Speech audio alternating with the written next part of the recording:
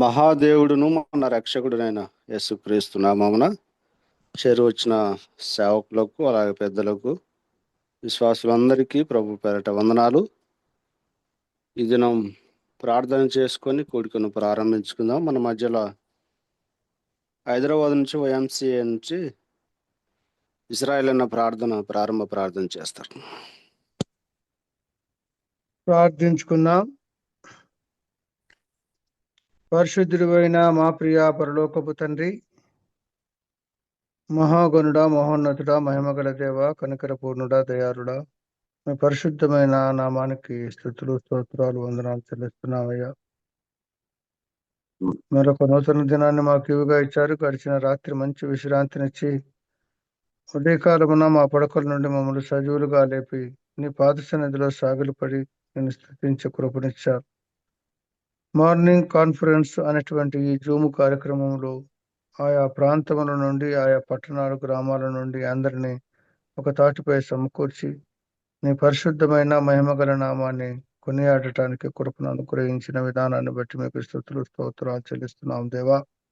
జీవితాలలో మీ మాటలు మాకు దిద్దుబాటును మరి నాయన అలాగే మాకు ఉద్యమం కలుగజేస్తాయి. మీ మాటలు విని వాటిని అనుసరించి జీవించే వారంగా ఉండటానికి నీ దయ పాలించి నడిపించమని మరొకసారి మమ్మల్ని మేము తగ్గించుకుంటూ నిన్ను హెచ్చిస్తున్నామయ్యా. మా దయారుడైన మా గొప్ప తండ్రి, మమ్మల్ని అందరినీ కూడా నీ కరుణ గల బాహుబలాస్తాలకు అప్పచెప్పుకొని ముందున్న కార్యక్రమములంతట్లో కూడా మీరే ఆధిపత్యాన్ని నుంచి క్రమముగా మర్యాదగా జరిగించి మా అందరి ద్వారా ఘనత, మహిమ, ప్రభావాలు ఆరోపించుకోమని మా ప్రాణప్రియుడు, మా రక్షకుడు, మా విమోచకుడును మీ ప్రియకుమారుడైన యేసుక్రీస్తు వారి యొక్క దివ్యమైన పరిశుద్ధమైన నామమున స్తుతులు, స్తోత్రాలు చెల్లించి కూడికను ప్రారంభించుకుంటున్నాము మా ప్రియ పరలోకపు తండ్రి. ఆమేన్. ప్రార్థన చేసిన పెద్దలు ఇజ్రాయేలునకు ప్రభు పేరిట వందనాలు. పెద్దలు రాజరావు అన్న పాట పాడి ప్రభుని స్తుతిస్తారు. అన్న వందనాలన్నా. వందనాలు బ్రదర్. ప్రభు నందు ప్రియులారా, చేరి వచ్చిన ప్రియులందరికీ ప్రభు అయిన యేసుక్రీస్తు నామములో నా నిండు వందనాలు చెల్లిస్తూ ఉన్నాను. మన క్రైస్తవ సునాద కీర్తనల్లో నుంచి 380వ కీర్తన పాడుకుందాం. హైదరాబాద్ పుస్తకాల్లో 316 అతిశ్రేష్ఠుడా, అద్వితీయుడా అనే కీర్తనను పాడుకుందాం. అతిశ్రేష్ఠుడా, అద్వితీయుడా, ఎవరితో పోల్చి చూతును, అసమానమైన నీదు ప్రేమను ఇలా దేనితో సరిచూతును. ఆ ప్రేమమూర్తి యేసు నీవుండగా నేనింక వేరేమీ కోరుకొందును. ఆ ప్రేమమూర్తి యేసు నీవుండగా నేనింక వేరేమీ కోరుకొందును. అతిశ్రేష్ఠుడా, అద్వితీయుడా, నిన్నెవరితో పోల్చి చూతును, అసమానమైన నీదు ప్రేమను ఇలా దేనితో సరిచూతును. నా కోసమే ఆ సిల్వలో ఎన్నెన్ని బాధలు అనుభవించినావు. నా కోసమే ఆ సిల్వలో ఎన్నెన్ని బాధలు అనుభవించినావు, మరణంబు నొందునంతగా నీ ప్రేమ చూపినావుగా, మరణంబు నొందునంతగా నీ ప్రేమ చూపినావుగా, నీ ప్రేమ చూపినావుగా. అతి శ్రేష్ఠుడా, అద్వితీయుడా, నిన్నెవరితో పోల్చి చూతును, అసమానమైన నీదు ప్రేమను ఇలా దేనితో సరిచూతును, ఇహలోకపు మమతలన్నీయు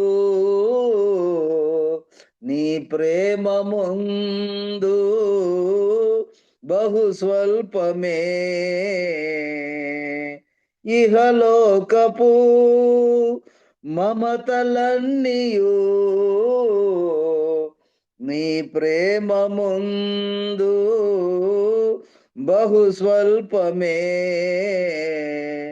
ఇలలోని సంపదలన్నీయు నీ ఎదుట చూడ అల్పమే, ఇలలోని సంపదలన్నీయు నీ ఎదుట చూడ అల్పమే, నీ ఎదుట చూడ అల్పమే. అతి శ్రేష్ఠుడా, అద్వితీయుడా, నిన్నెవరితో పోల్చి చూతును, అసమానమైన నీదు ప్రేమను ఇలా దేనితో సరిచూతును. థ్యాంక్ యూ బ్రదర్, వందనాలు. చక్కని కీర్తన పాడి ప్రభువును స్తుతించిన రాజరావునకు జూమ్ ద్వారా వందనాలు తెలియజేస్తున్నాం. ప్రార్థన వందనాలు. చేసుకొని వాక్య ధ్యానంలోనికి వెళ్దాం. రాయపూర్ నుంచి శేఖర్ బాబు అన్న వాక్య సహాయం కొరకు ప్రార్థన చేస్తారు.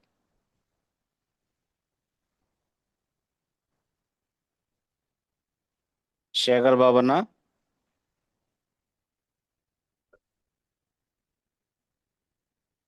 నా వందనాలన్నా. ప్రార్థన చేయండి. ప్రార్థించుకుందాం. సర్వోన్నతుడ, సర్వశక్తి మీకు ప్రేమ, కనికరం, జాలి, కృప, దయగల తండ్రి, మీకు స్తోత్రాలు ప్రభా. గడిచినవన్నీ నాయన రేయనక పనులందరినీ మీ కృపగల దయగల సిద్ధంగా కాచి కాపాడినారు ప్రభా. ఇదిగో నాయన 4805వ రోజు నాయన ఎక్కువజాము లేచి నాయన లోకంలోనికి వెళ్ళక ముందు ఈ సన్నిధానంలో అందరినీ కూడా చేర్చిన అందరిని బట్టి మీకు స్తోత్రాలు ప్రభా. చేరొచ్చిన ప్రతి బిడ్డను దీవించండి, ఆశీర్వదించండి ఆయన. కార్యక్రమాన్ని నిర్వాహంగా నడిపిస్తున్న బనవాసను మరియు సేవను దీవించండి, ఆశీర్వదించండి ప్రభా. ఇది నాయన మీరు ఏర్పరచుకున్న నాయన నీ బిడ్డ తండ్రి నాయన. ఇదిగో నాయన గోపాలను నాయన వాక్యం అందిస్తుండగా తండ్రి, మీరే ఉండి నాయన ఆదరించేంత వరకు నాయన మీరే ఉండి నడిపించండి. మా హృదయాలు కావాల్సిన నాయన అన్నది నా ఆహారాన్ని మాకు దయచేయమని యేసుక్రీస్తు శ్రేష్టమైన నామములో అడిగి ప్రార్థించి వేడుకొంచున్నాము తండ్రి. ఆమేన్. ఆమేన్. ప్రార్థన చేసిన శేఖర్ బాబు అన్నకు వందనాలు తెలియజేస్తున్నాం. ఇప్పుడు మన వందనాలు. మధ్యలో వాక్యం అందించడానికి సి గోపాలన్న గారు ఉన్నారు పెనుగొండ నుంచి. అన్నకి సమయాన్ని అప్పచెప్తాం. అన్న మనకు 6 గంటల వరకు వాక్యం అందిస్తారు. గోపాలన్న వందనాలన్నా. అవును. ఈ సమయంలో జూమ్ మీటింగ్కి చేరి వచ్చిన వారందరికీ ప్రభు నామమున వందనాలు తెలియచేస్తున్నాను. మరి ఇది అవకాశం ఇచ్చిన ఆ ప్రభువుకు, జూమ్ మీటింగ్లో అవకాశం ఇచ్చిన బర్నబాస్ అన్నకు, ఈ జూమ్ మీటింగ్ను నాకు పరిచయం చేసిన ఆదినారాయణ అన్నకు, మరి వీరిద్దరికి ప్రత్యేకమైన వందనాలు. మరి ప్రభు స్తోత్రార్హుడు. దీనస్థితిలో, దౌర్భాగ్యమైన స్థితిలో ఉన్న నన్ను ఇలాగున అనేక మంది జూమ్ మీటింగ్లో చేరి ఉండగా వారి మధ్య వాక్యాన్ని పంచుకోవటానికి నన్ను యోగ్యునిగా ఎంచాడు ప్రభు. ఆయనకే స్తోత్రాలు. జూమ్ మీటింగ్లో అనేక మంది వాక్యం చెబుతూ ఉంటే విన్నాను. వాక్యం నడిపించటానికి, జూమ్ మీటింగ్ నడిపించటానికి కూడా అవకాశం వచ్చినప్పుడు చాలా ఒకంత యాంగ్జైటీగాను ఆందోళనకరంగాను ఉండింది. మరి ఈరోజు మొట్టమొదటిసారిగా జూమ్ మీటింగ్లో కొద్ది సాక్ష్యం పంచుకొని వాక్యం పంచుకోవటానికి మీ ముందుకు వచ్చినప్పుడు ఒకంత ఆందోళన, ఒకంత దిగులు కూడా ఉంది అని చెప్పక తప్పలేదు. 2006లో ఒక ప్రైవేట్ స్కూల్లో నేను పని చేసేటప్పుడు మ్యాథమెటిక్స్ టీచర్గా, ఇంగ్లీష్ టీచర్ రాలేదు కాబట్టి మీరు మాకు పాఠం చేయండి అని 10th క్లాస్ పిల్లలు ఒక టెక్స్ట్ బుక్ ఇస్తే వాటికెళ్ళి ఈరోజు ఏం పాఠం అని అడిగాను. మై ఫైనాన్షియల్ కెరీర్ అని ఈ పాఠం అని చెప్పారు పిల్లలు. స్టీఫెన్ లీకాక్ అనే ఒక గొప్ప రచయిత రాసిన ఆ పాఠాన్ని పిల్లల ముందు నేను వివరించినప్పుడు పిల్లలు బాగా నవ్వుకున్నారు, నేను బాగా నవ్వుకున్నాను. ఒక ఉద్యోగస్తుడైన స్టీఫెన్ లీకాక్ అతనికి జీతం పెరిగినప్పుడు పెరిగిన జీతాన్ని కొంత బ్యాంకులో డిపాజిట్ చేద్దామని బ్యాంకుకి వెళ్తాడు. అది మీలో కొంతమంది తెలిసే ఉంటుంది. వెళ్తే మేనేజర్ని కలవాలనుకుంటాడు. ఏమి అకౌంట్ ఓపెన్ చేయటానికి వెళ్తే మేనేజర్ని కలవాలనుకుంటాడు. ఆ మేనేజర్ కలవాలనుకుంటే ఇంకా ఏముందో అని పోతే ఆడ ఏమి ఉండదు అకౌంట్ ఓపెన్ చేయడానికి. అకౌంట్ ఓపెన్ చేయడానికి నన్ను ప్రత్యేకంగా కలవాల్సిన అవసరం ఏముంది, ఆడ క్లర్క్ ఉంటాడు పో అని ఆయన చెప్పేశాడు. అకౌంట్ ఓపెన్ చేశాడు, డబ్బులు వేశాడు. దాంట్లోకి డబ్బులు వేసి అందరూ నా వైపే చూస్తున్నాడనే దిగులు, ఆందోళన, ఎంతో చికాకు కలుగుతుంది. తిరిగి డబ్బులన్నీ వెనక్కి తీసుకొని వచ్చేస్తాడు. ఇతనికి బ్యాంక్కి ఎందుకు వెళ్ళాలి, తిరిగి మళ్ళీ డబ్బులు ఎందుకు వేయాలి, వెనక్కి ఎందుకు తీసుకురావాలి అని నేను పిల్లలతో ఆ కథ చెప్పి వివరించాను. ఆ బ్యాంకులోకి వెళ్ళినప్పుడు అతనికి తెలియనటువంటి ఒక ఆందోళన, దిగులు, ఏదో ఒక యాంగ్జైటీ కలిగిపోతుంది. అనేక సార్లు వాక్యం విన్నాను. స్థానిక సంఘంలోనూ బయట అనేక చోట్ల వాక్యాన్ని కూడా పంచుకున్నాను దేవుని కృపను బట్టి. కానీ ఇంతమంది దైవ సేవకులు, వాక్యం ఎరిగిన వారు ఉన్న మీ దగ్గర ఇలాగ కూర్చున్నప్పుడు నాకు కూడా స్టీఫెన్ లీకాక్ కలిగిన మానసిక స్థితే ఉందేమో అనిపిస్తోంది ఒక్కొక్కసారి. ఏదేమైనా ప్రభువు బలపరుస్తాడని విశ్వసిస్తున్నాను. మరి ఈ సమయంలో చిన్న ప్రార్థన చేసుకొని ప్రారంభిద్దాం. దయాదాక్షిణ్య పూర్ణుడైన మా తండ్రి, కరుణ కలిగిన యేసయ్య, స్తోత్రాలు, వందనాలు చెల్లిస్తున్నాం. నాయన, మిదాసుడైన నాయన నన్ను ప్రేమించి దీన స్థితిలో, దౌర్భాగ్యమైన స్థితిలో, చీకటిలో, పాపంలో ఉన్న నన్ను మీరు ప్రేమించి అటు పాపపు ఊబిలో నుండి విడిపించి మీ సన్నిధి భాగ్యమునిచ్చి నాయన మా ప్రభువ మీ పిల్లలతో కలిసి ఇలాగున మరి వాక్యాన్ని పంచుకోవటానికి మీ దాసుడైన నాకును మీరిచ్చిన ఇటు ఆధిక్యతను బట్టి స్తోత్రములు, వందనములు చెల్లిస్తున్నాం. మీరే తోడై ఉండండి, విని వారికి మేలు కలుగునట్లు నాయన అట్టి శ్రేష్టమైన మాటలనే మీ దాసుడనైనా నా నోట మీరుంచి కృప చూపించమని వేడుకుంటున్నాం ప్రభువా. ఈ సమయాన్ని మాకు ఆశీర్వాదకరంగా చేయండి. మరి ప్రార్థన చేసిన, కీర్తన పాడిన, మరి నడిపిస్తున్న మీ దాసులను మా ప్రభువా మీరు దీవించి ఆశీర్వదించి నాయన మా ప్రభువా జూమ్ మీటింగ్ను నిర్వహిస్తున్న మీ దాసుడు బర్నబాసనను నాయన వారి కుటుంబాన్ని కూడా మీరు దీవించి నాయన మా ప్రభువా కృప చూపమని, ఈ జూమ్ మీటింగ్ను మాకు ఆశీర్వాదకరంగా మలచి కృప చూపమని క్రీస్తు యేసు పరిశుద్ధ నామమున ప్రార్థన చేసి వేడుకుంటున్నాము తండ్రి, ఆమేన్. ఆమేన్. నా పేరు గోపాలు. జూమ్ మీటింగ్ లో ఉన్న మీకు అందరికీ తెలుసు. ప్రస్తుతం పెనుగొండలో షాలేం ప్రార్థనా మందిరము పక్కనే ఒక ఇల్లు కట్టుకొని ఇక్కడ ఉంటున్నాం. నిజానికి మాది సొంతూరు ఈ పెనుగొండకు 4 కిలోమీటర్ల దూరంలో ఉండే కోనాపురం. కోనాపురం అంటేనే ఒక ఊరు మీకు అందరికీ గుర్తొచ్చే ఉంటుంది. బైబిల్లో కూడా యేసు ప్రభు కొత్త నిబంధన గ్రంథంలో కదా కానా అనే పురంలో ఒక ఆశ్చర్య కార్యం చేశాడని మనమందరం ఎరుగుదు. చాలా మంది మాది కోనాపురం అంటేనే ఈ విషయాన్ని నాకు గుర్తు చేసేవారు. చాలా తీవ్రమైన వ్యతిరేకతలు కలిగిన గ్రామము. అందులో వ్యతిరేకించే వాళ్ళు నేను కూడా ఒకడు. ఆ ఊర్లో ఉంటూ ట్యూషన్స్ చెప్పుకుంటూ కేవలం మ్యాథమెటిక్స్ ఆ సబ్జెక్టు 100 మంది పిల్లలు ట్యూషన్కి వచ్చేవారు. కాలం గడుపుతూ ఉంటే అలాగున్నా ఉండగా బాల్యము నుండినే మరి భక్తి మార్గంలో నడవాలని మా తల్లిదండ్రులు నాకు నేర్పించారు. మా ఇంటి పక్కనే ఒక వృద్ధురాలు ఉండేది. ఆమె పేరు నాకు అప్పుడు తెలియదు, కానీ తర్వాత తెలిసింది. ఆమెను మేమందరం చిత్తూరవ్వ అనేవాళ్ళం. ఆమె ఏం చదువుకోలేదు. చదువుకోకపోయినా పద్య రూపంలో మరి ఆనాటి ఆధ్యాత్మిక ప్రముఖ గ్రంథాల్లోని అనేక అంశాలను ఆమె వివరిస్తూ వచ్చేది. ఆమె దగ్గర కూర్చొని ఆమెకి ఏమైనా డౌట్ ఉంటే ఏదన్నా బుక్స్ ఇస్తే ఆ బుక్స్ చదవటం. సాయంత్రం సమయంలో రాత్రి ఇంకా పడుకునే ముందు చాలా మంది వృద్ధులు ఆ ప్రదేశానికి వచ్చేవారు.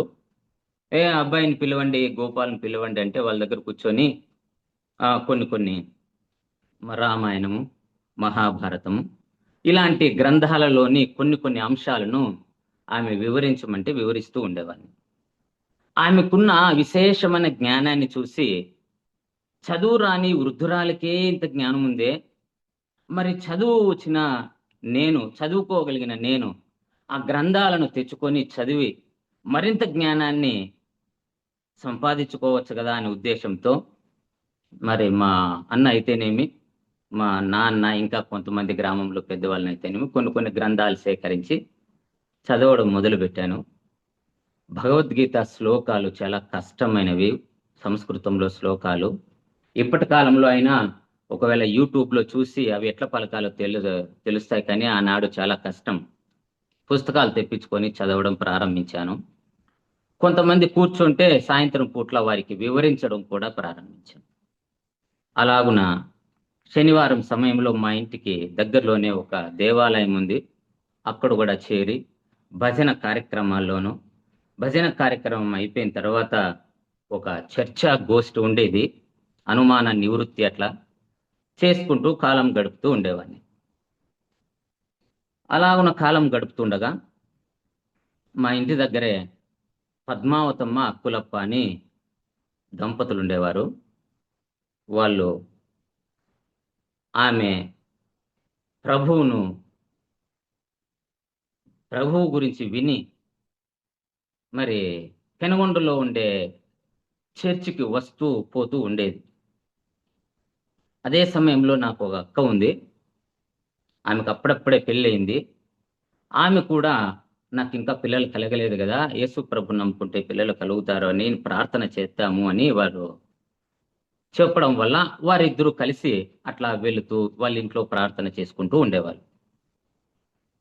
అదే సమయంలో రాజరత్నమన్న, సువర్ణమ్మ వారు దంపతులు పెనుగొండలో సేవ చేసేవారు. అప్పుడు వారు కూడా తరచుగా వాళ్ళ ఇంటికి వచ్చేవాళ్ళు. మా ఇంటి దగ్గర నుండి నేను వెళ్ళాలి కదా, కాబట్టి ఆ పద్మావతమ్మ, అక్కులప్ప వారి పిల్లలు నన్ను కూడా వారు ప్రోత్సహించేవారు. నేనేమాత్రం వెళ్ళేవాడిని కాదు. ఇలా కొనసాగుతుండగా 2000 సంవత్సరంలో మా నాన్నకు పెరాలసిస్ జబ్బు వచ్చినప్పుడు బెంగళూరులో ఉండే సెయింట్ జాన్స్ హాస్పిటల్కి ఆయన్ని చేరిస్తే హాస్పిటల్ గురించి మీకు కొంతమంది అవగాహన ఉంటుంది. అందులోనే ఒక పెద్ద చర్చ్ ఉంది. 3rd ఫ్లోర్లోన లేదంటే 2nd ఫ్లోర్లోన ఒక పెద్ద చర్చ్ ఉంది. ఆ చర్చ్ బయటే, లోపలికి వెళ్ళకూడదేమో కదా, ఇది పెద్ద చర్చ్ అని బయటే నిలబడుకొని కళ్ళు మూసుకొని అయ్యో మా నాయనకి ఏమి ఇంత గతి పట్టింది అని కొంచెం మనసులో బాధ కలుగుతూ వచ్చేవాడిని. ఇది గమనించిన ఒక సిస్టరు నన్ను లోపలికి ఆహ్వానించినాను. చర్చిలోకి ఎప్పుడు అడుగు పెట్టకూడదు అని భావించిన నేను ఆ రోజు లోపలికి వెళ్ళాను. ఏదో తెలియని అనుభూతి నాకు కలిగింది. అంటే కొత్త ప్రదేశానికి వెళ్ళినప్పుడు ఇలాంటి అనుభూతి కలుగుతుందేమో అని నేను అప్పుడు అనుకున్నాను. సరే, మరి యేసు ప్రభువును ప్రార్థన చేసుకుంటే మనకు మేలు కలుగుతుంది అని వీళ్ళు కూడా చాలా మంది చెప్పడం వల్ల యేసు ప్రభువా మా నాయనకు జబ్బు నయం చేయని మాత్రమే నేను ప్రార్థన చేయగలిగినాను ఆ రోజుల్లో. 6 రోజులు ఉన్న తర్వాత మా నాన్నకు నయమైంది. ఏమన్నా లిఫ్ట్లో వెళ్దామంటే లేదు, నడుచుకుని వెళ్దామన్నాడు. నిస్సహాయ స్థితిలో ఉన్న అతనికి స్వస్థత కలిగింది. నడుచుకొని వచ్చాను. చాలా ఆశ్చర్యం కలిగింది. అక్కడున్న ఒక సిస్టర్ కూడా వచ్చి ప్రార్థన చేయటం నాకు చాలా నెమ్మది కలిగిన అంశం ఆ రోజుల్లో. ఇంటికి వచ్చిన తర్వాత యేసు ప్రభు కాదు, డాక్టర్స్ వైద్యము మందులు మేలు చేశాయని అనుకున్నాను. ఇంటికి వచ్చిన తర్వాత ఈ పద్మావతమ్మ సోదరికిను మా అక్కకు చెప్తే వాళ్ళు చాలా ఆనందపడ్డారు. మరి రాజరత్నం అన్న సువర్ణమ్మకు కూడా చెప్పినప్పుడు ఒక్కసారి మా చర్చికి రండి అని వారు ఆహ్వానించారు. నేను వెళ్ళిన వాడిని కాదు. ఒకరోజు వాళ్ళే మా గ్రామానికి వచ్చి కూర్చొని, ఏంటి మీకేమన్నా ప్రశ్నలు ఉంటే అనుమానాలు ఉంటే అడగండి అని చెప్తే, కొన్ని అనుమానాలు నాకు ప్రశ్నలు కలిగినప్పుడు వారు మంచి సమాధానం చెప్పారు. ఈరోజు కూడా గుర్తుంది. ఆ సోదరి మరి ఎవరు సువర్ణమ్మ అక్క ఒక మాట నింది, అన్నా మీరు భగవద్గీత చదవండి, రామాయణం, మహాభారతం, మీకు మీ మత విశ్వాసానికి సంబంధించిన ఏ గ్రంథాలైనా మీరు చదువుతూ ఉండండి. అదే సమయంలో బైబిల్ని కూడా అప్పుడప్పుడు చదవండి. మీలో మార్పు కలిగితే, మీకు మేలు కలిగితే, ఏమైనా అనుమానాలు ఉంటే వీళ్ళింటికి మేము పదే పదే వస్తూ ఉంటాం కదా, మమ్మల్ని అడగండి అని చెప్పింది. ఆ మాట మీ ధర్మానికి, మీ అనుసరిస్తున్న మార్గానికి మేమేం ఆటంకం చెప్పమనింది. ఆ మాట నాకు కొంచెము పర్వాలేదనిపించింది. శనివారం దేవాలయంలోకి వెళ్ళి భజనలు చేసుకోవటం, ప్రతిరోజు అక్కడ కూర్చున్న వాళ్ళందరికీ ఈ విధంగా ఆధ్యాత్మిక గ్రంథాల్లో ఉన్న వాటిని చదివి వినిపించటం, ఆదివారం అయితేనే రెడీ అయి చర్చికి వెళ్ళడం కూడా జరుగుతూ ఉండేది. బొట్టు పెట్టుకొని మరి యథా ప్రకారము 2000 సంవత్సరంలో చర్చికి వెళ్ళడం ప్రారంభించాం. ఏమాత్రం మార్పు లేదు. వెళ్తూ వాళ్ళు చెప్తున్నారు కదా, రాజరత్నం అన్న పదే పదే చెప్తున్నాడు కదా, వస్తున్నటువంటి పెద్ద ఆయన్ని మనం గౌరవించి వెళ్ళాలి అనుకున్నాను. అప్పట్లో వెళుతూ ఉన్నాం. అక్కడ అప్పుడు సంఘ పెద్దలుగా గోపాల్ రెడ్డి అన్న, శ్రీనివాసులన్న ఉన్నారు, దైవ సేవకులు రాజరత్నం అన్న. వీరు ముగ్గురు ఆనాటి సంఘంలో ఉన్న 30 మంది కోనాపురం నుండి వెళ్ళిన గోపాల్ను చూసుకున్న తీరు, ఆ దేవుని ప్రేమ, వారు కనపరిచిన ఆప్యాయత నేను ఈ రోజు కూడా మర్చిపోలేకపోతున్నాను. ఓహో, యేసు ప్రభువును నమ్ముకుంటే ఇంత మంచి లక్షణాలు ఉంటాయా వీరిలో? వాళ్ళు పలకరించే విధానము నాకు చాలా చాలా ఆశ్చర్యాన్ని కలిగించింది. సరే, నెమ్మదిగా వెళ్తున్నాను. మరి బైబిల్ కూడా చదవడం ప్రారంభించాను. అనుమానాలను నివృత్తి చేయడానికి రాజరత్నం అని ఉన్నాడు అక్కడే. ఖచ్చితంగా మంచి సమాధానాలు చెప్పేవాడు. ఇలాగున కొనసాగుతూ ఉండగా రాజరత్నం అన్న, గోపాల్ రెడ్డి అన్న, శ్రీనివాసులన్న ముగ్గురు కలిసి మా ఇంటి దగ్గర పక్కనే ఉన్న ఈ అక్కులప్పన్న, పద్మావతమ్మ సోదరి వాళ్ళ ఇంటికి వచ్చారు. వచ్చి రిటర్న్ పోతుండగా మా ఇంటికి సమీపంలోనే ఒక ఇంటి దగ్గర నన్ను పిలిచి, గోపాల్, వీరు మాది కోటలో ఉంటుంది ఇల్లు, అంటే కోట అంటామన్నమాట, ఊరికి లోపల పక్క కోట ఉంది. ఈ కోటలోకి వీళ్ళు రావటం మేము ఒప్పుకోము, వీళ్ళు రావటానికి వీల్లేదు. ఇదిగో బయట అక్కడ ఏమైనా వీళ్ళు మీటింగ్ ఏర్పాటు చేసుకుంటే చేసుకోండి, కానీ ఇక నుండి వీళ్ళు ఇక్కడ లోపలికి రావటానికి ఏం మాత్రం మేము అంగీకరించమన్నారు. అప్పట్లో నాకు కూడా కొంచెం కోపం వచ్చి, మీ ఇంటి దగ్గర పెట్టి మైకేమి వాళ్ళు మేము పెట్టలేదు కదా, మా ఇంటి దగ్గరకు వాళ్ళు వస్తున్నారు అని చెప్పాను.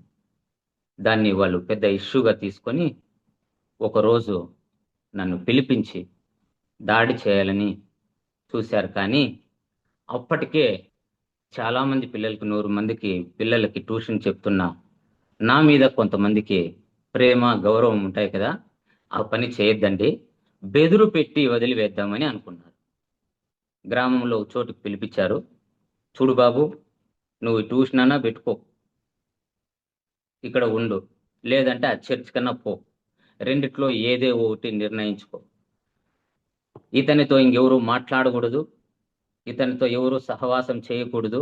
సహవాసం చేస్తే ఏదో జరిగిపోతుంది ఇతని వల్ల. కాబట్టి ఎవరు కూడా సహవాసం చేయకూడదు, ఒక కన్నేసి ఉంచాలి అని వారు బెదురు పెట్టారు. మన మతము నుండి, మన ప్రాంతం నుండి వేరై పరాయి దేశస్తుల మతాన్ని, దేవుణ్ణి నమ్ముకుంటే చివరకు నీకు పిల్లనిచ్చేవారు కూడా గతి ఉండరు అని చెప్పారు. ఉన్న గౌరవం పోతుంది అన్నారు. సమస్తము కోల్పోతావు అని చెప్పారు. లాస్ట్కి ఆ పెనగొండలో నుండి వస్తారే ఆ రాజరత్నం అనే ఆయన్ని ఆ బండితో పాటు కాల్చి పారేస్తాం అని బెదురు పెట్టారు. ఆ సమయంలో మరి చాలా భయాందోళనకు లోనయ్యాను. మరి ఇంట్లో సపోర్ట్ ఉంటుందా అంటే మా నాన్న కానీ మా అన్న కానీ నాకేం సపోర్ట్ ఇవ్వలేదు. వారు కూడా మరి నువ్వు చర్చికి వెళ్ళకూడదనే ఉద్దేశంలోనే ఉన్నారు. తీవ్రమైన మరి భయాందోళనకు లోనై మరి మానసికంగా చాలా కృంగిపోయి ఉన్న సమయంలో సంఘంలో ప్రతి ఒక్కరూ మరి చాలా బాగా ప్రార్థన చేశారు. ఈ గోపాలరెడ్డి అన్న, సీనా అన్న, మరి రాజరత్నం అన్న వీళ్ళు నన్ను చాలా ఆదరించి దేవుని సన్నిధిలో ప్రార్థించారు. పరిస్థితులు కోలుకుంటూ ఉన్న సమయంలో 2006లో మా ఇంట్లో మా అన్న నా మీద కొంచెం పెద్దగా గొడవ చేశాడు. పెనగొండ నుండి నేను ఇంటికి వెళ్ళాను సాయంత్రం 6:30కి. ఒక సీరియల్ వస్తోంది, వాళ్ళు భోంచేస్తున్న సమయంలో ఒక సీరియల్ వస్తుంటే ఆ సీరియల్లో ఎక్కువ తలలున్న ఒక పాము కనపడింది. మా అల్లుడు, చిన్న పిల్లవాడైన మా అల్లుడు చూసి, మామ, పాముకు ఒక తల ఉండేది చాలా చోట్ల చూసినాం, కానీ ఇన్ని తలలు పాము ఎక్కడైనా ఉంటుందా అని వాడు అడిగితే, అది గ్రాఫిక్స్ రా, నువ్వు అలాంటివి చూడకూడదు చిన్నపిల్లవాడు అన్నానంతే. వెంటనే మా అన్నకు చాలా కోపం వచ్చి, మా దేవుణ్ణి గ్రాఫిక్స్ అంటావా? నీ యేసు ప్రభు గ్రాఫిక్ కాదా? ఈ దేవుడు ఈ దేశం యొక్క దేవుడు అని ఏదేదో బాగా గొడవ చేశాడు. ఆ సమయంలో మరి వెంకటేశప్ప అని మా సంఘంలో ప్రస్తుతం సేవ చేస్తున్న ఆయన అన్న, ఇంకా పక్కనున్న దేవుని నమ్ముకున్న వాళ్ళందరూ, చుట్టుపక్కల ఉండే వీళ్ళందరూ వచ్చారు. కానీ నేను మాత్రం సైలెంట్గా నిలబడిపోయాను. నువ్వన్నా ఉండు, నేనన్నా ఉండాలి ఇంట్లో, ఊర్లో గౌరవం పోయింది మాకి నీ వల్ల అని చాలా గొడవ చేశాడు. నేనైతే నవ్వుకుంటూ సైలెంట్గా నిలబడిపోయాను. నేను ఎవరిని దూషించటము నా ఉద్దేశం కాదు, పిల్లలు రాత్రి సమయంలో అలాంటివి చూడకూడదు అనేది నా ఉద్దేశం అని చెప్పిన ఆయన వినలేదు, చాలా గొడవ చేశాడు. ఏ విధంగానైనా ఇంట్లో నుండి బయటికి వెళ్ళిపోలా, నేనే బయటికి వెళ్ళిపోలా అని ఉద్దేశించుకున్నా. పక్కనే మా ఇంటికి పక్కనే ఒక ఇల్లు ఖాళీ ఉంది, ఆ ఇంట్లో కూర్చొని బైబిల్ చదువుకొని ప్రార్థన చేసుకుంటూ ఉండేవాడిని. మా అక్క, మా అమ్మ నాకు అక్కడికే భోజనం తెచ్చిచ్చేవాళ్ళు. ఊర్లో అపహసించేవారు, పాలు వస్తున్నాడు, పీటర్ వస్తున్నారు అని అపహాస్యం చేసేవాళ్ళు. ఎవరితోనో మాట్లాడడానికి వీల్లేదు. అలాంటి స్థితిలో ఉండగా ఒకరోజు ఒక ప్రైవేట్ స్కూల్ నుండి, పెనుగొండ ఒక ప్రైవేట్ స్కూల్ నుండి ఫోన్ వచ్చింది. ఆ స్కూల్లో చదువుతున్న మా ఊరు అబ్బాయి నంబర్ ఇచ్చారంట, మీరు మా స్కూల్కి రండి, మరి మ్యాథమెటిక్స్ సబ్జెక్ట్ చెప్పటానికి రండి అని వాళ్ళు ఫోన్ వస్తేనే నాకు చాలా ఆనందమైంది. వెళ్ళాను, ఆ స్కూల్లో చేరిపోయాను. ఇంకా మరి ఇక్కడ చర్చిలో ఒక గెస్ట్ రూమ్ ఉంది. చర్చి చుట్టుపక్కల ఏమి ఇండ్లు లేవు, ఒకటే ఒక రూమ్ ఉంది, ఒక చర్చ్ ఉంది. ఈ చర్చి దగ్గర రాత్రి సమయంలో ఎవరైనా తాగుబోతులు, దుండుగులు ఎవరైనా వచ్చి ఇవన్నీ ఏమన్నా డ్యామేజ్ చేసిపోతే బాగుండదు, ఎవరైనా ఇక్కడ ఉంటే బాగుంటుంది అని మేము ప్రార్థన చేసేవారు పెద్దలు. ఆ సమయంలో నేను అన్న వాళ్ళతో ఈ విషయం చెప్తే, సంతోషంగా నువ్వు ఇక్కడే ఉండు అన్నారు వాళ్ళు. హాస్టల్లో, ఆ స్కూల్లో ఉండే హాస్టల్లోనే భోంచేస్తూ, మందిరంలోనే ఉంటూ, ఆ రూమ్లో ఉంటూ దివ్యమైన అనుభూతి దేవుని సన్నిధిలో నేను పొందాను.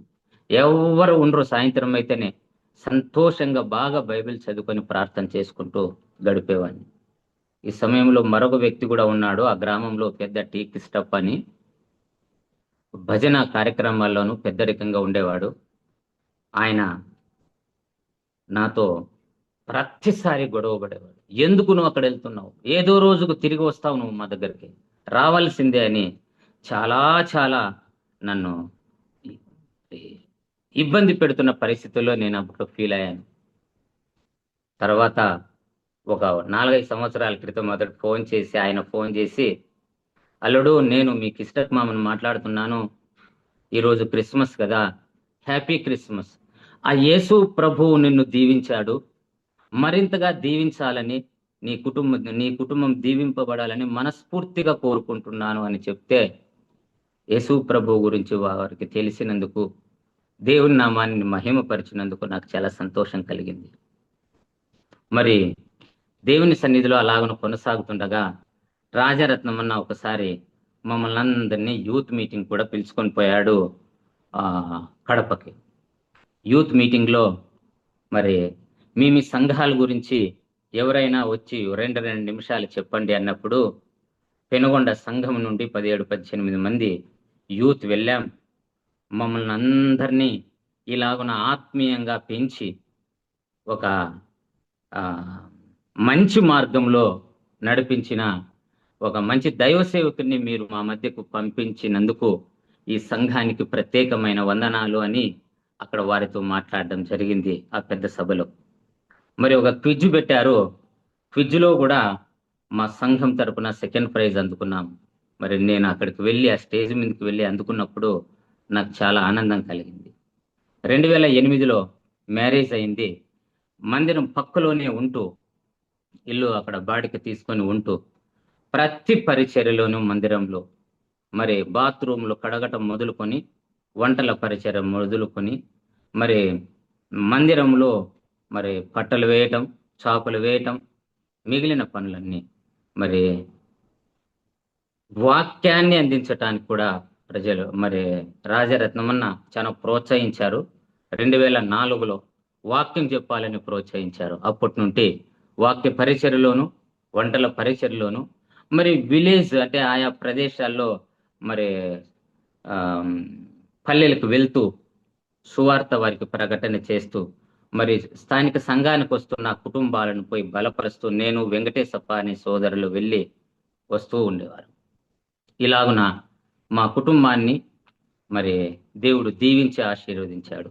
మా గ్రామం కొరకు మేము కొంతమంది సోదరులం అక్కడ చాలా భారంగా ప్రార్థన చేసేవారు. పిల్లిగుండ్ల వంక అనే ఒక వంక ఉంది, ఊరికి బయట ఉంది.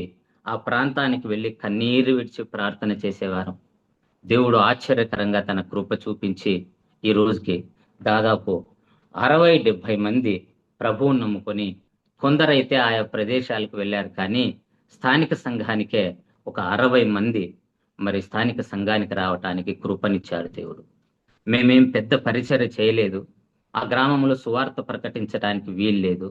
అయితే దేవుని సన్నిధిలో కార్చిన కన్నీరు ఆయన తన బుడ్డిలో ఉంచుకొని మా మీద కృప చూపించి అంతమంది రావటానికి సాయం చేశాడని నేను నమ్ముతున్నాను. మరి ఇలాగున మా కుటుంబము దేవుని సన్నిధిలో ఎదుగుతూ ఉంది. మాకు ఒక కూతురు, అమ్మాయి 8వ తరగతి చదువుతోంది. మరి నేను ట్యూషన్స్ అట్లా కంటిన్యూ చేస్తూ ఉన్నాను. నా భార్య హై స్కూల్ అడ్మినిస్ట్రేటర్గా జాబ్ చేస్తోంది. బంధువులు, మిత్రులు, స్నేహితులు అందరూ ఒకప్పుడు దూరమయ్యారు. ప్రభువుని నమ్ముకొని ఆయన దీవెన ఆశీర్వాదాలు పొందుకున్న తర్వాత అందరూ సమీపానికి వచ్చారు. ఎవరు మమ్మల్ని త్రోసివేయలేదు. గౌరవం పోతుంది అన్నారు, గౌరవం పెరిగింది. పిల్లని ఎవరు ఇవ్వరు అన్నారు, ఒక మంచి అమ్మాయిని దేవుడు నాకు భార్యగా ఇచ్చాడు. బంధువులు, స్నేహితులు దూరం అయిపోతారు, ఏకాకైపోతారు అన్నారు. వాళ్ళు కోరిన దానికంటే, అప్పుడు కలిగి ఉన్న దానికంటే అనేక మంది బంధువులు, అనేక మంది ఆత్మీయులు, అనేక మంది నాకు స్నేహితులయ్యారు. గౌరవం పోతుంది అన్నారు, గౌరవం పెరిగింది. నీకు దివాలా తీసే పరిస్థితిలో అధ్వాన పరిస్థితికి వెళ్ళిపోతావన్నారు. దేవుని మహా దీవెన, కృప, ఆశీర్వాదము నాకు కలిగింది. ఆయన ప్రేమ, ఆయన కనికరము, ఆయన జాలి ఎంత గొప్పదో అనునిత్యము మరి ఆయన ప్రేమను రుచి చూడటానికి ప్రభు కృపనిస్తున్నారు. మరి ఇంకా చాలా ఉంది, కానీ సమయం అయిపోయింది. కొద్ది సమయమే ఉంది కాబట్టి కొద్దిసేపు వాక్యాన్ని చదువుకొని ధ్యానం చేసుకుందాం. రాజులు మొదటి గ్రంథము 17వ అధ్యాయం మొదటి వచనం నుండి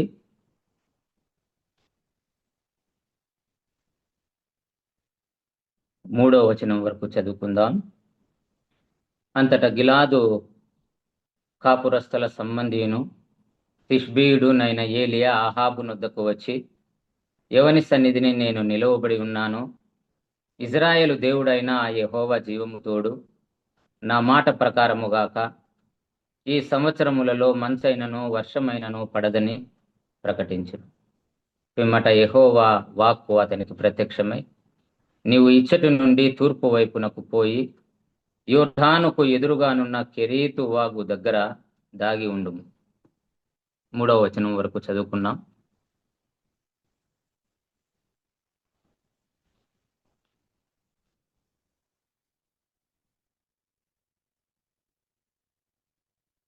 పదిహేడవ అధ్యాయము రాజులు మొదటి గ్రంథము 1 నుండి 3వ వచనం వరకు చదువుకున్నాం. ఇక్కడ ఇశ్రాయేలు రాజు అహాబు ఉన్నాడు, ఏలియా ఉన్నాడు. దేవుడు ఏలియాతో మాట్లాడిన ఆ మాటను మనము చదువుకున్నాం. దేవుడు ఏలియాతో మాట్లాడి, ఏలియా నీవు ఇక్కడ ఉండవద్దు, వెళ్ళి కెరీతు వాగు దగ్గర దాగి ఉండుము అన్నాడు. దాగి ఉండటానికి ఏంటి కారణం అని ఆలోచన చేస్తే, ఇశ్రాయేలును ఆహాబు రాజు పరిపాలిస్తున్న దుష్టమైన కాలం అది. దుష్టుడైన రాజు పరిపాలిస్తున్న కాలం అది. అతని భార్య యెజబెలు ఆహాబు కలిసి ప్రవక్తలను చంపిస్తున్న కాలం అది. అన్యాయమైన కాలము, అక్రమము విస్తరిస్తున్న కాలము, చెడుతనము విస్తరించిన కాలం. 22 సంవత్సరాలు ఈ ఆహాబు రాజు ఇజ్రాయేలును పరిపాలించాడంటే ఎంత ఘోరమైన పరిస్థితులు ఉంటాయో మనకు అర్థమవుతుంది. ప్రవక్తలను చంపిస్తున్న కాలం. ఒక చోట రాయబడి ఉంది కదా, దుష్టులు రాజ్యమేలే సమయంలో చెడుతనము ప్రబలుతుందని. మరి సామెతల గ్రంథంలో రాయబడి ఉంది 29వ అధ్యాయంలో. దుష్టుడైన ఈ రాజు ఏలుచున్న కాలంలో చెడుతనము ప్రబలింది, దుష్టత్వం పెరిగింది, దేవుని బిడ్డలను ప్రవక్తలను చంపిస్తూ వచ్చారు. దుష్టులు ఏలుతున్నప్పుడు చెడుతనము ప్రబలింది. మరి ఆ సమయంలో జనులు ఏం చేయాలంటే 28:12లో ఉంది సామెతల గ్రంథంలో, దుష్టులు గొప్పవారైనప్పుడు ఏలుతున్నప్పుడు జనులు దాగుకొని ఉండవలెను అని రాయబడి ఉంది. జనులు నీతిమంతులు దాగి ఉండాలి. అందుకోసమే దేవుడు, ఏలియా నీతిమంతుడవైన నిన్ను ఏ సమయంలోనైనా చంపేసే అవకాశం ఉంది కాబట్టి దుష్టుడైన ఈ రాజు చేతిలో నుండి నువ్వు కాపాడబడు నిమిత్తము నీవు వెళ్ళి కెరీతు వాగు దగ్గర దాగి ఉండు. ఏమి కెరీతు వాగు? ఎందుకు కెరీతు వాగు దగ్గర దాగి ఉండాలి? నీళ్లు బాగున్నాయి, నేను నీకు అక్కడ ఆహారాన్ని సిద్ధపరుస్తాను అని చెప్పాడు దేవుడు. కెరీతు వాగు దగ్గర ఉంటే రాజు మరి ఏలియాను కనుకొనలేడా? చెక్కించుకోలేడా? చెక్కించుకోగలడు. ఓబద్యా అని రాజు యొక్క గృహ నిర్వాహకుడు ఉన్నాడు. అతడు ఏమన్నాడంటే, నిన్ను చెక్కించుకోవటానికి అన్ని చోట్ల వెతికిస్తున్నాడు రాజు. మరి ఆ కెరీతు వాగు దొరకదా? కెరీతు వాగు దగ్గరకు వెళ్ళలేరా వాళ్ళు? వెళ్ళవచ్చు. అయితే దేవుని యొక్క ఆజ్ఞ, దేవుడు కాపాడాలనుకున్నాడు కాబట్టి అక్కడకు పంపించాడు. ఓబద్యా కూడా 100 మంది దైవజనుల్ని, 100 మంది ప్రవక్తలను ఆ దుష్టుడైన ఆ రాజు రాణి చేతిలో నుండి కాపాడి, ఆ దుష్టుడైన రాజు చేతిలో పడకుండా 50 మంది వేసి 2 గుంపులుగా చేసి ఒక గుహలో దాచి వారిని అన్నపానములిచ్చి వారిని కాపాడుతున్నాడు ఈ ఓబద్యే. రాజు యొక్క గృహ నిర్వాహకుడు, దేవుని యందలి భయభక్తులు కలిగి జీవించిన వాడు. రాజు కూడా మంచి గృహ నిర్వాహకుడే. మరి ఇలాగున ఈ గృహ నిర్వాహకుడు 50 మంది వేసి అక్కడ వారిని ఉంచితే, దాచి ఉంచడం వేరు, వారికి ప్రతిరోజు అన్నపానములు సమకూర్చడం వేరు. అన్నపానములు ఇచ్చే సమయంలో ఒక్కరోజైనా రాజుకు తెలియకుండా పోతుందా? రాజు సేవకుల్లో ఎవరైనా ఒకరు చూడకపోతారా? మరి అది మనకు చాలా ఆశ్చర్యం కలుగుతుంది. ఒక్క రోజు కూడా ఆ విధంగా జరగలేదు. ఏలియా కెరీతు వాగు దగ్గర ఉన్నాడు. దేవుని ఆజ్ఞను బట్టి, దేవుని మాట విని కెరీతు వాగు దగ్గరకు వెళ్ళి దాక్కున్నాడు.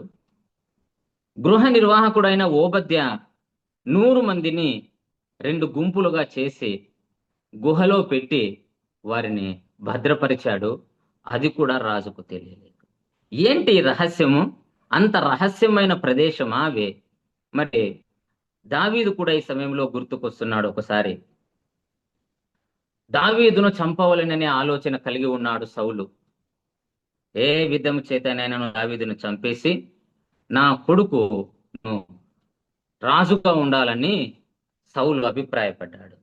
ఈ అభిప్రాయం తెలుసుకున్న యోనాతాను మరి సమూయేలు 1 గ్రంథము 19వ అధ్యాయంలో ఏమన్నాడంటే, దావీదా నా స్నేహితుడా, నీవు ఇక్కడ నిలిచి ఉండడం బాగుండదు, ఒక రహస్యమైన స్థలమునకు వెళ్ళి నువ్వు దాగి ఉండుము. ఎక్కడ రహస్యమైన స్థలము? మరి దావీదు సౌలు అందరినీ పిలిచి, తన పరివారాన్ని పిలిచి, దావీదు ఎక్కడ ఉన్నా అతన్ని పట్టుకొని రండి అని చెప్పేశాడు. ఎక్కడ దాగి ఉండే రాజుకు మరుగైన స్థలం ఏదైనా ఉంటుందా? అన్ని చోట్ల వెతికించి పట్టుకొని రాగలడు. మరి ఏలియా కెరీతు వాగు దగ్గర దాగి ఉన్నాడు. ఓబద్య 50 మంది వేసి ఇద్దరిని గుహలో దాచి ఉంచాడు. 50 మంది వేసి 2 చోట్ల గుహల్లో దాచి ఉంచాడు. యోనాతాను కూడా మరి తన స్నేహితుడైన దావీదును పోయి రహస్య స్థలమందు దాగి ఉండమని చెప్పాడు. ఏంటి రహస్య స్థలము? రహస్య స్థలం ఎక్కడైనా ఉందా? ఆ రోజుల్లో ఒక వ్యక్తి నుండి, ఒక గుంపు నుండి తప్పించుకొని రహస్య స్థలంలో ఉండవచ్చు, కానీ దేశాన్ని పరిపాలిస్తున్న రాజు చేతిలో నుండి తప్పించుకోవటానికి వీలవుతుందా? ఎట్టి పరిస్థితుల్లోనూ వీలు కాదు.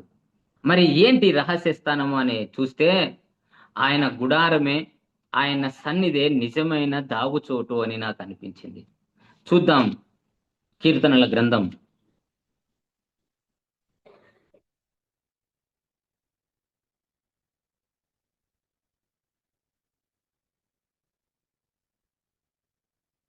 31వ కీర్తన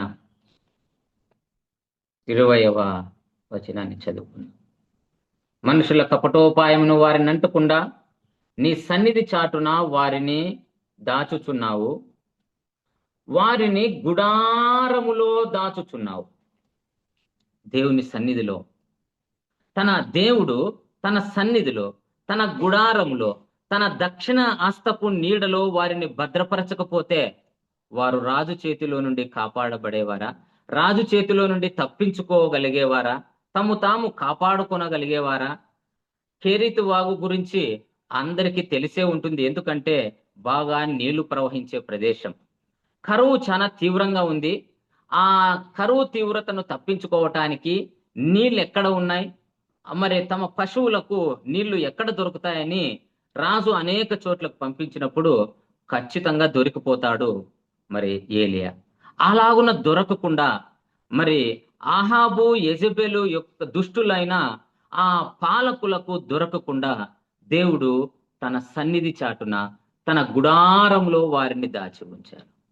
మరి రహస్యమందు స్థలం, ఒకవేళ దావీదు రహస్యమైన స్థలములో దాగుకుంటే, ఒకవేళ అదుల్లాము గుహ అనుకోండి, అదుల్లాము గుహలో దాక్కున్నంత మాత్రాన రాజు చేతిలో నుండి కాపాడబడతాడా? లేదు. తన గుడారములో, తన దక్షిణహస్తపు నీడలో దేవుడు వారిని భద్రపరిచాడు. వారికి కీడు అపాయము సంభవించకుండా, వారు మరి దుష్టులైన ఆ రాజుల చేతిలో పడకుండా దేవుడు తన గుడారములో వారిని గుడారములో దాచుచున్నావు, మనుషుల కపటోపాయము నంటకుండా, దుష్టులైన ఈ రాజుల చేతిలో పడకుండా, వారి దుష్ట పరిపాలన కొనసాగిస్తూ ఉండగా, ఆ దుష్టులు దుర్మార్గులైన ప్రవక్తలను చంపుతున్న ఆ రాజుల చేతుల్లో పడకుండా దేవుడు వారిని తన సన్నిధి చాటున దాచి ఉంచాడు. తన దక్షిణాస్తపు నీడలో వారిని దాచి ఉంచాడు. రహస్యమైన స్థలములో దాగి ఉండుము అంటున్నాడు మరి యోనాతాన్. ఎక్కడ ఈ రహస్యమైన స్థలం? చూద్దాం. మత్తయి సువార్త రహస్యమైన స్థలం ఏదో మనకు కనపడుతుంది. మత్తయి సువార్త 6వ అధ్యాయం.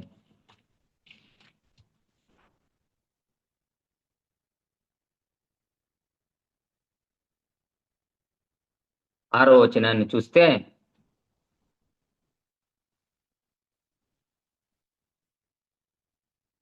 రహస్యమందున్న నీ తండ్రికి ప్రార్థన చేయుము. నీవు ప్రార్థన చేయనప్పుడు నీ గదిలోనికి వెళ్ళి తలుపు వేసుకొని రహస్యమందున్న నీ తండ్రికి ప్రార్థన చేయుము. అప్పుడు రహస్యమందు చూచు నీ తండ్రి నీకు ప్రతిఫలం ఇచ్చును. రహస్యమందు చూచు నీ తండ్రి అనింది. మరి రహస్యమైన చోటు ఏమంటే ఆయన సన్నిధే. అందుకోసమే దావీదు ఒక చోటు ఏమన్నాడంటే, నా దాగు చోటు నీవే ప్రభువా, నాకు ఆశ్రయ దుర్గము నీవే తండ్రి. దేవుడు కాపాడకపోతే, దేవుడు కరుణించకపోతే, దేవుడు మన పట్ల కృప చూపకపోతే మనకు రహస్యమైన స్థలమేదీ లేదు. దుష్టుల చేతిలో నుండి, దుష్టుడైన ఆహాబు చేతిలో నుండి మరి ఏలియాను విడిపించింది ఆ దేవుడే.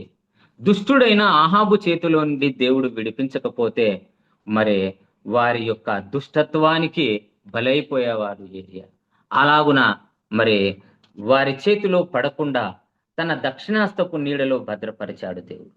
మరి ఓబద్యా దాచిన 100 మంది సేవకులు కూడా మరి గుహలో దాచి ఉంచాను అని ఓబద్యా అనుకున్నాడు, కానీ దేవుడు వారిని తన గుడారములో దాచి ఉంచాడు. తన గుడారములో దాచి ఉంచి రాజు చేతిలో పడకుండా వారిని కాపాడాడు. అనునిత్యము దావీదును రాజు వెతుకుచున్నాడు చిక్కించుకొనవలనని. ఒక చోట రాయబడి ఉంది, సౌలు అనునిత్యము వెతికినను దేవుడు దావీదును అతని చేతికి అప్పగింపలేదు. చాలా చోట్ల వెతికించాడు. ఎప్పుడు దొరికితే అప్పుడు చంపివేయాలని ఒక అభిప్రాయము కలిగి ఉన్నాడు సౌలు. అయితే దేవుడు అన్యాయస్తుడు కాదు. రాజుకు మరి రాజైన సౌలుకు దావీదు మేలే చేశాడు, కానీ కీడెన్నటికీ చేయలేదు. అపవిత్రాత్మ పట్టినప్పుడు మరి తన వాయిద్యములను వాయిస్తూ ఉన్నాడు రాజు ఆస్థానంలో చేరి. అంత మాత్రమే కాకుండా గొల్యాతు మరి అక్కడ సవాలు విసురుతుండగా ఆ గొల్యాతును చంపి ఒక గొప్ప రక్షణ ఇశ్రాయేలులకు ఇచ్చాడు.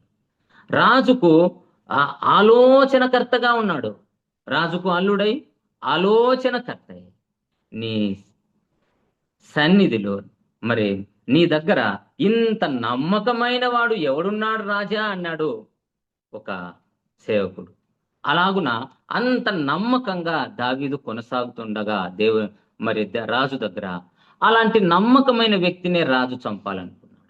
మరి వారి దుష్టత్వంలో వారి దుష్టులైన రాజుల చేతిలో పడిపోకుండా ఏలియాను కాపాడిన దేవుడు, మరి దుష్టత్వం కలిగి ఉన్న మరి చంపాలని ఆలోచన కలిగి ఉన్న ఆ సౌలు చేతిలో పడకుండా దావీదును కాపాడిన దేవుడు మనల్ని కూడా కాపాడటానికి సమర్థుడు. ఆయన సన్నిధిలో దుష్టత్వం ప్రబలినప్పుడు, ఇబ్బందికరమైన పరిస్థితుల్లో ఉన్నప్పుడు, మరి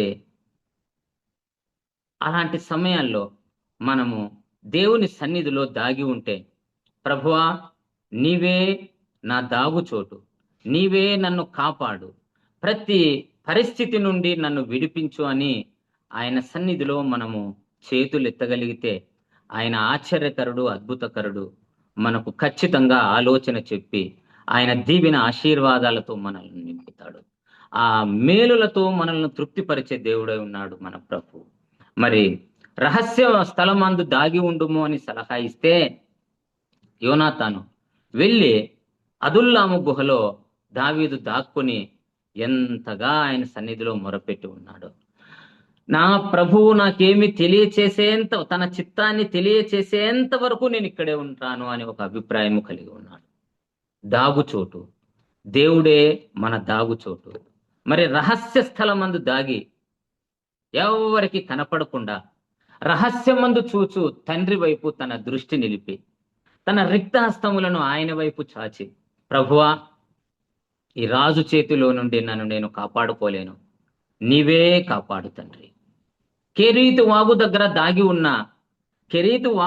దాగి ఉన్న ఏలియా, ప్రభువా, దుష్టుడైన ఈ రాజు చేతిలో నుండి నీవే నన్ను కాపాడి ముందుకు నడిపించు, నీ చిత్తాన్ని జరిగించు, నన్ను నీ కృపగలిగిన హస్తాలలో భద్రపరిచి నీ చేతితో నన్ను పట్టుకొని నన్ను నడిపించు ప్రభువా అని వారు ఏకాంతంగా దేవుని సన్నిధిలో గడిపిన ఆ సమయాన్ని మనం గుర్తు చేసుకుందాం. ఇబ్బందికరమైన పరిస్థితులు సంభవించినప్పుడు, ప్రతికూలమైన పరిస్థితులు మనకు సంభవించినప్పుడు, దుష్టత్వము ప్రబలినప్పుడు, అవినీతి ప్రబలినప్పుడు, దుర్మార్గత ప్రబలినప్పుడు, చెడుతనము ప్రబలినప్పుడు మనకెంతో ఆందోళన కలుగుతుంది. అట్టి ఆందోళనకరమైన పరిస్థితిలో మనము కృంగిపోకుండా ఆయన సన్నిధిలో, నమ్మదగిన దేవుడైన ఆయన సన్నిధిలో నమ్మకత్వము కలిగి, నమ్మదగిన దేవుడైన ఆయన సన్నిధిలో, నీతిగల న్యాయాధిపతి అయిన ఆయన సన్నిధిలో మనము నమ్మకస్తులమై నిస్సహాయ స్థితిలో ఉన్న మన రిక్తహస్తములను ఆయన వైపు చాచి, ప్రభువా, మా దాగుచోటు నీవే, నీ సన్నిధి చాటున నీ గుడారములో మమ్మల్ని దాచు ప్రభువా, కీడు అపాయము సంభవించకుండా మాకు సహాయము చేయి తండ్రి అని మనము మొరపెట్టగలిగితే ఆయన ఆశ్చర్యకరంగా తన కృపను చూపించగలిగిన దేవుడు. ఆ గ్రామంలో నేనున్నప్పుడు ఎవరు సహాయము చేసేవారు లేరు, ఎవరు ఆదరించేవారు లేరు, ఓదార్చేవారు లేరు. ఎంతో వేదనతో మరికొంతమంది సహోదరులతో కలిసి, అప్పుడప్పుడే ప్రభువును నమ్ముకున్న సహోదరులతో కలిసి బయట ప్రాంతానికి వెళ్ళి ఎవరితోనూ ఏమీ మాట్లాడకుండా, ఎవరిని ఏమీ కలవకుండా, దేవుని సన్నిధిలో ఒక దాగుచోటు మాకు ఉంది అక్కడ, ఆ దాగుచోటుకు వెళ్ళి, ప్రభువా, ఈ గ్రామంలో తీవ్రమైన పరిస్థితులున్నాయి, మమ్మల్ని వెలివేస్తున్న పరిస్థితులున్నాయి, అపహసిస్తున్న పరిస్థితులున్నాయి, అన్ని ప్రతికూలమైన పరిస్థితులు ఉన్నాయి ప్రభువా, గ్రామంలో అయితేనేమి, ఇంట్లో అయితేనేమి ప్రతికూలమైన పరిస్థితులు ఉన్నాయి తండ్రి, మాకు నీవే సాయం చేయాలి ప్రభువా, మా దాగుచోటు నీవే తండ్రి, నీ గుడారములో మమ్మల్ని దాచు ప్రభువా అని కన్నీటి పర్యంతమై మొరపెట్టినప్పుడు సంపూర్ణమైన స్వాతంత్రం ఇచ్చాడు దేవుడు. ఇప్పుడు మాకు బైబిల్లో ఇట్లా చేతిలో పట్టుకొని మరి ధైర్యంగా కూడా ఆ గ్రామ వీధిలో నడవలేని పరిస్థితి కలిగిన రోజులు. ఈరోజు ఆ ఊర్లోకి వెళితే ఎంతో ఆప్యాయంగా పలకరిస్తున్నాం. దేవుడు నిన్ను దీవించి ఆశీర్వదించారు అంటున్నాడు వాళ్ళ భాషలో. ఆ దేవుడు నీకు మేలు చేశారు అంటున్నాడు.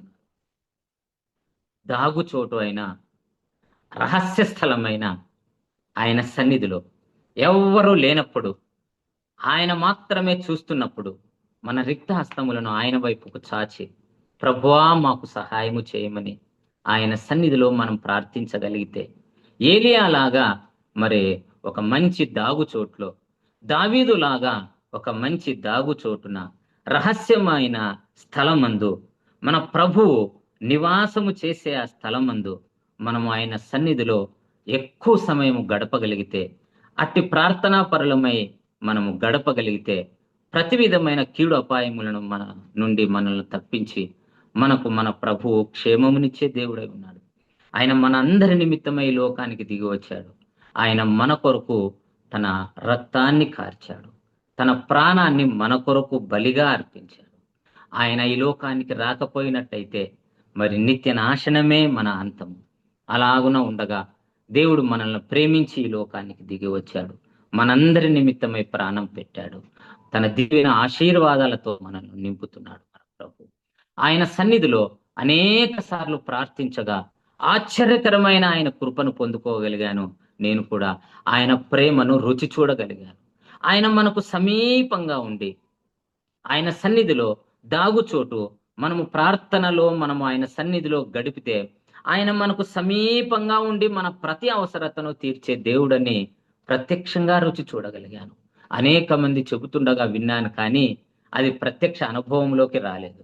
అయితే మరి వ్యక్తిగతంగా దేవుని సన్నిధిలో గడపటం, ప్రార్థనలో గడపటం వల్ల దాగుచోటు, మరి దాక్కుని మనుషులెవ్వరికి కనపడకుండా ఆయన సన్నిధిలోనే ప్రతి అంశాన్ని ఎత్తిపట్టి కన్నీటి పర్యంతమై మరి కన్నీటితో ఆయన పాదములను కడిగినప్పుడు ఆశ్చర్యకరుడైన దేవుడు నాకు సమీపంగా ఉండి, మనందరికీ సమీపంగా ఉండి మన అవసరతలను తీర్చే దేవుడై ఉన్నాడు ఆ ప్రభు.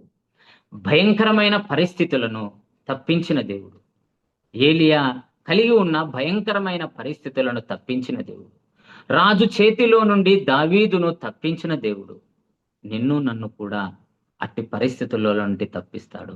మరి ఆయన సన్నిధిలో మనము నమ్మకస్థలమై మన నిస్సహాయమైన రిక్త హస్తములను ఆయన వైపుకు చాచి, ప్రభువా నాకు సహాయము చేయమని, నీ సన్నిధిలోనే దాగి ఉండటానికి నాకు కృప చూపమని మనము దీనంగా మనం మొరపెడితే ఆయన మన ప్రార్థనను ఆలకించే దేవుడు. మరి మనము ఆయన సన్నిధిలో చేసే ప్రార్థన, ఆయన సన్నిధిలో కార్చే కన్నీరు ఎన్నటికీ వృథా కావని నా వ్యక్తిగత జీవితం ద్వారా తెలుసుకున్నాను. అనేక మంది చెప్పగా విన్నాను, కానీ నా వ్యక్తిగత జీవితంలో తెలుసుకోవటం నా ఆత్మీయతకు మరింతగా నేను ఆత్మీయంగా బలపడటంలో సహాయపడింది. అలాగున వ్యక్తిగతంగా ప్రతి ఒక్కరూ మనమందరం ఆయన సన్నిధిలో ఆ దాగుచోటు, ఆయన గుడారములో దాగి ఉండి తలుపు వేసుకొని రహస్యమందు చూచు నీ తండ్రి నీకు సమాధానము అనుగ్రహించున్నట్లు, రహస్యమందు చూచు మన ప్రభువు మనకు సహాయము చేయనట్లు ఆయన సన్నిధిలో మనము రిక్తహస్తములను చాచి ఉంచుదాం. ఆశ్చర్యకరమైన సహాయాన్ని ఆయన నుండి మనము పొందుకుందాం.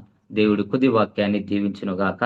మరి ఎంతో ఓపికగా మరి సాక్ష్యాన్ని, వాక్యాన్ని ఉన్న మీ అందరికీ ప్రత్యేకమైన వందనాలు. అవకాశం ఇచ్చిన బర్నబాసను కూడా వందనాలు. కొంచెం యాంగ్జైటీ, కొంచెం ఆందోళనలో కొంచెం వెనక్కి ముందుకు చెప్పి ఉన్నానేమో అనిపించింది. మరి పెద్దలైన మీరందరూ ఏమైనా పొరపాటు మాట్లాడి ఉంటే మన్నించాలని ప్రేమపూర్వకంగా మరి మనవి చేస్తున్నాను. వందనాలను.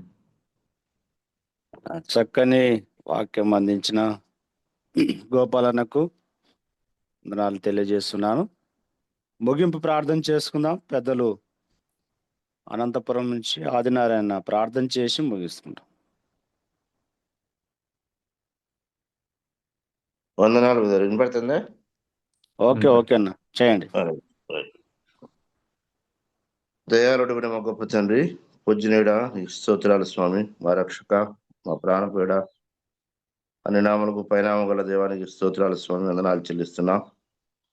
మరి యొక్క నూతన దినాన్ని మాకు అనుగ్రహించి అరుణోదయమున మీ పాదాల చెంతకొచ్చి మీ మాటలు వినగలిగే భాగ్యం ఇచ్చినందుకు వందనాలు. ప్రారంభ ప్రార్థనలో, పాటలో అయ్యా తిరిగి నాయన మరి తండ్రి గోపాల్ బ్రదర్ సాక్ష్యంలో, వాక్యోపదేశంలో మీరు తోడుగా నిడుగా నడిపించారు. తన సాక్ష్యం ఎలాగనైనా అన్ని జనాంగం నుంచి ప్రభా వేరుపరిచారో, ఎలాగనైనా మరి తండ్రి అన్ని వద్ద జీవించి అయ్యా మరి తండ్రి అనేకులకు మాదిరికరంగా మరి తండ్రి జీవించి అనేకుల కోసం ప్రార్థించి అనేకులు నడిపించిన విధానం కొరకై నీకు స్తోత్రాలు, వందనాలు చెల్లిస్తున్నాం.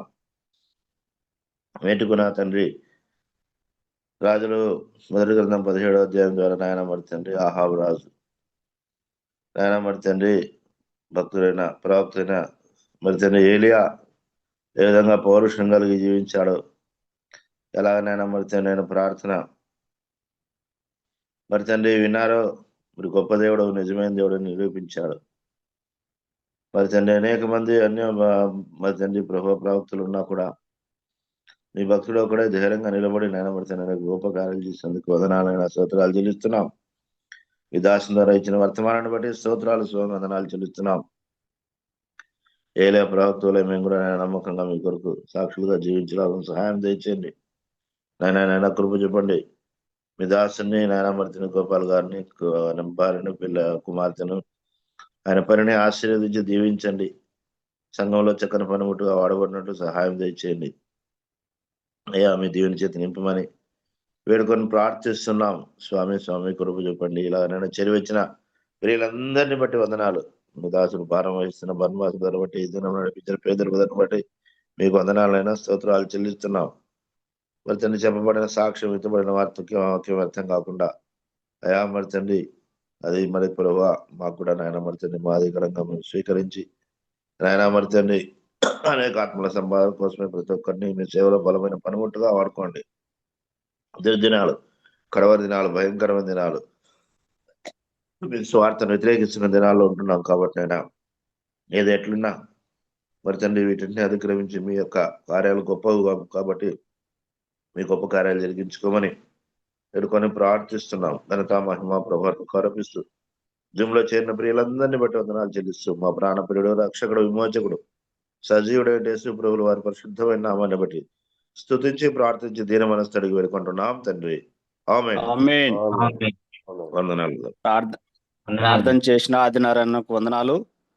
ప్రారంభ ప్రార్థన చేసిన ఇజ్రాయేల్ అన్నకు, పాట పాడిన రాజారావునకు, వాక్య సహాయం కొరకు ప్రార్థన చేసిన శేఖర్ బాబు అన్నకు, అనుభవంలో నుంచి తన సాక్ష్యాన్ని వాక్యాన్ని అందించిన మన ప్రియులు గోపాలన్నకు, ముగింపు ప్రార్థన చేసిన ఆదినారాయణకు, జూమ్ కార్యక్రమం ద్వారా అందరికీ వందనాలన్నా. 4805వ రోజు నడిపించటానికి మన ప్రియులు బర్నబాస్ అన్న నాకు ఇచ్చిన ఈ యొక్క అవకాశం బట్టి అన్నకు వందనాలు తెలియజేస్తూ అన్నకి ఈ సమయాన్ని అప్పచెప్తున్నా. అన్న వందనాలు అన్న. అన్న వందనాలు.